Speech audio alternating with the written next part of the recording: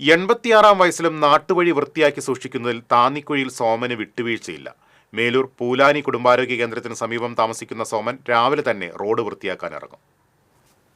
രാവിലെ എഴുന്നേറ്റാൽ ആദ്യത്തെ പണി അമ്പലനട തൈക്കാട്ടുചിറ റോഡിൽ വീണുകിടക്കുന്ന പ്ലാവിലകൾ നീക്കം ചെയ്യലാണ്. ഇതിനായി ഒരുക്കിയ കമ്പിയിൽ കുത്തിയെടുക്കുന്ന കരിയിലകൾ ഒരിടത്ത് കൂട്ടിയിട്ട് കത്തിക്കും.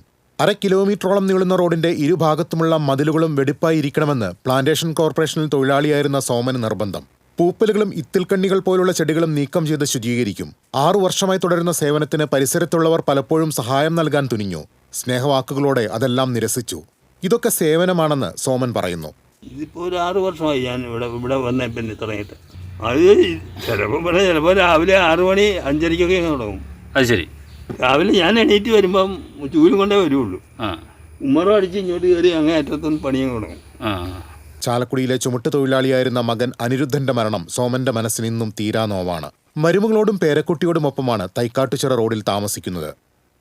TCV news, Chalakudy.